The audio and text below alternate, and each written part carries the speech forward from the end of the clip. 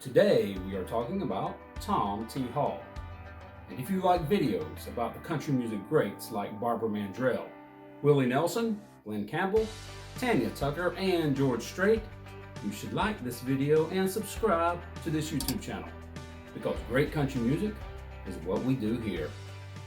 Now, Tom T. Hall was known as the Storyteller thanks to his amazing talent to write stories that, well, told a story.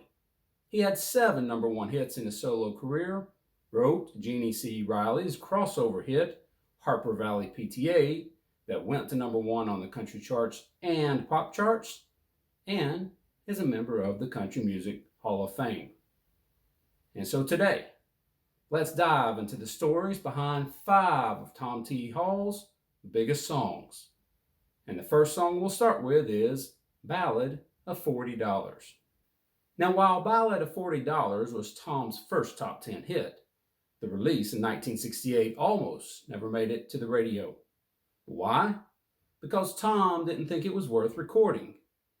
You see, in 1968, Tom was new to recording. He had been making a living in Nashville for years, but he had just recently been talked into starting his own solo career, and he didn't have an album yet. Now, as a habit, Tom would get up early in the morning and write before his wife, Miss Dixie, got up. Now, if Tom finished a song that morning, he would play it for Miss Dixie to see what she thought of it. Of course, he wrote Ballad of $40 one day, played it for Miss Dixie, and then went about his business, really thinking nothing of the song. Now, during this time, Tom was working with his producers on recording his first album, trying to decide which songs they were going to record. Now, Tom brought all his best songs to his producer, but he didn't bring Ballad of $40, thinking it was just too dark for radio. But Miss Dixie disagreed. She liked the song and wanted Tom to record it. So while Tom and his producers were in the studio one day, his producer got a phone call and excused himself.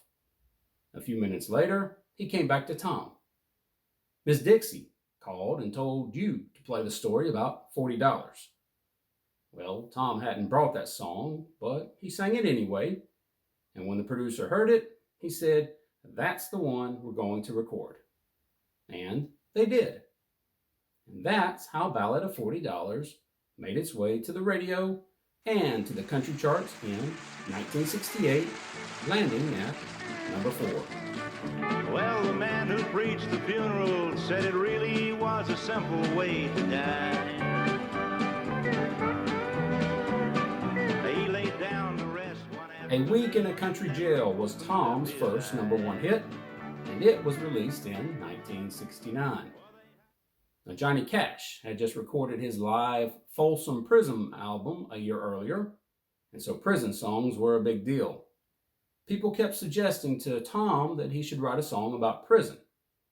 Well, Tom had never been to prison, but he had had a run-in with the law back in Kentucky in his earlier days, so A Week in a Country Jail was based on a true story. Now, according to Tom's autobiography, The Storyteller's Nashville, Tom got pulled over for DUI. When the cops asked for his ID, he had no license because he had left it back in the hotel. So Tom was arrested for DUI and having no identification. The cops took him to jail to wait until the next day when the judge could see him. However, that night, the judge's grandmother died, so the judge took several days off to be with the family. Tom ended up staying in jail for a week. And that's the story behind A Week in a Country Jail. One time I spent a week inside a little country jail, and I don't guess I'll ever live it down. Song #3. Now, when Tom was a young boy, he had a hero. His hero was named Lonnie Easterling. Now, Lonnie was a bit older than Tom, and Lonnie was cool. Lonnie played the guitar really well, better than anyone around. Lonnie was manly. He had the kind of manliness that a young boy can look up to. Maybe it was the way Lonnie carried himself. Maybe it was the way he rolled up his sleeves or the pants that were too short that always showed off his white socks. Whatever it was, Tom wanted to be like Lonnie. So Tom started playing the guitar just like Lonnie did. But when Lonnie was 19 years old, he died of tuberculosis. Tom was devastated. It was one of the most painful experiences of Tom's life. Now, as you might imagine, when Tom wrote a song, he pulled a lot from his own experiences back home growing up in Kentucky. But he didn't want to embarrass or bring unwanted attention to those folks, so he would change the names of the people and the towns in his songs. Well, the time came when Tom wanted to write a song about his childhood hero, Lonnie Easterling, but he didn't want to use his real name. What name should he use then? Well, Tom remembered that Lonnie used to climb a hill called Clayton Hill, and the people that lived on Clayton Hill were called the Delaneys. So Lonnie Easterling became Clayton Delaney. The year Clayton Delaney died became Tom's second #1 hit.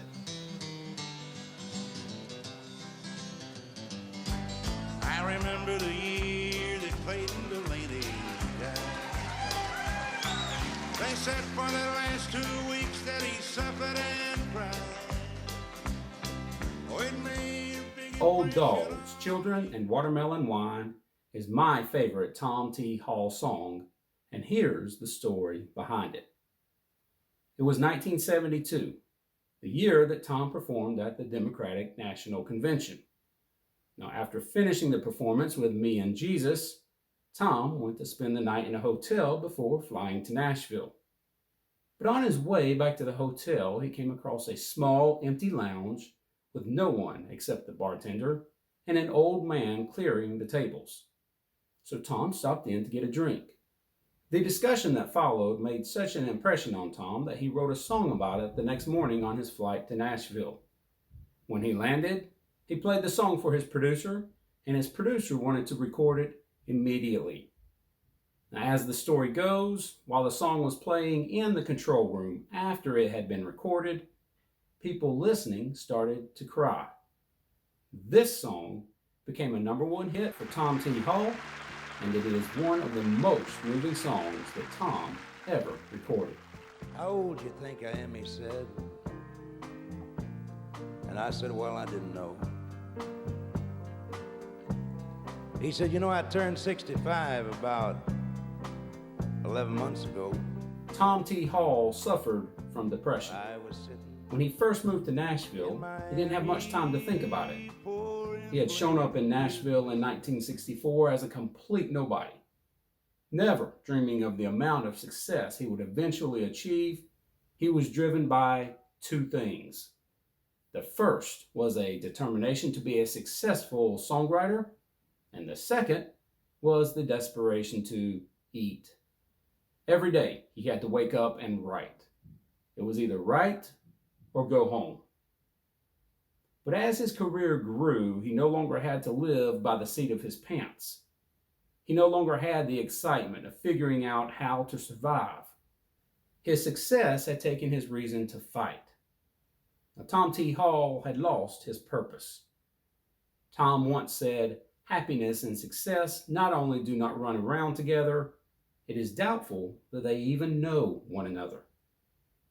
Now, Tom eventually started seeing a doctor to address his depression, something he would continue off and on through his career. Now, in one session, his psychologist suggested that Tom sit down and write a list of all the things that upset him. Well, Tom did that, but he felt no better. So Tom decided to do something different. He wrote a list of things that made him happy. And that's the story behind the song, I Love. I Love went to the top of the charts in 1973.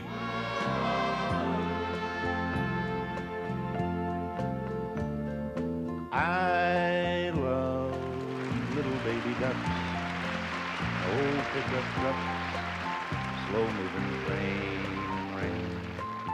And there's the stories behind the story of Tom T. Hall's 5 biggest hits. Now, if you enjoyed this video, please like this video and subscribe to the Stories of Country Music YouTube channel. And come back and visit I've got another video in mind about Tom T. Hall and his wife, Ms. Dixie, who was his musical partner almost his entire adult life. But that's a story for another day.